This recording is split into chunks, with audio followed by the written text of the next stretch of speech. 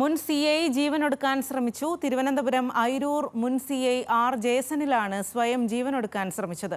Police ഹെഡ്ക്വാർട്ടേഴ്സിൽ വെച്ചായിരുന്നു സംഭവം. POCSO case പ്രതിയെ പീഡിപ്പിച്ചതിനും കൈക്കൂലി വാങ്ങിയതിനും ജേസണിലിനെ സർവീസിൽ നിന്നും പുറത്താക്കിയിരുന്നു.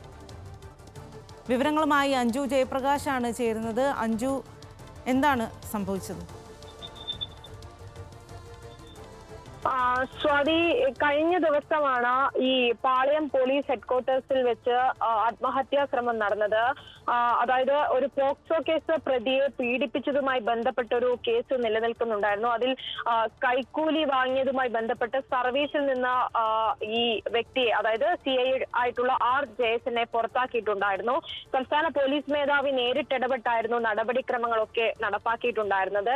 അതുമായി ബന്ധപ്പെട്ട് ചില മാനസികാവസ്ഥയിൽ തുടരുകയായിരുന്നു എന്നാണ് പോലീസിൽ നിന്നടക്കം മനസ്സിലാക്കാൻ സാധിച്ചത്. അങ്ങനെ കഴിഞ്ഞ ദിവസം പാളയം പോലീസ് ഹെഡ്ക്വാർട്ടേഴ്സിൽ വെച്ച് ഒരു ആത്മഹത്യാ ശ്രമം ഉണ്ടാവുകയായിരുന്നു.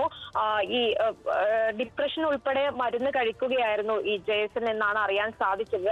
അമിതമായ അളവിൽ ഗുളിക കഴിച്ച നിലയിലാണ് ജേസണിനെ ഈ ഹെഡ്ക്വാർട്ടേഴ്സിലെ കിടക്കയിൽ കണ്ടെത്തിയിട്ടുണ്ടായിരുന്നത്. ഉടൻ തന്നെ മെഡിക്കൽ കോളേജ് ആശുപത്രിയിലേക്ക് എത്തിക്കുകയാണ് ചെയ്തത്. ഈ ആത്മഹത്യാ ശ്രമം നടത്തിയത് സർവീസിൽ നിന്ന് പുറത്തായതിന്റെ വിഷമത്തിലാണെന്നാണ് നിലവിൽ പോലീസ് വ്യക്തമാക്കുന്നത്. സ്വാതി.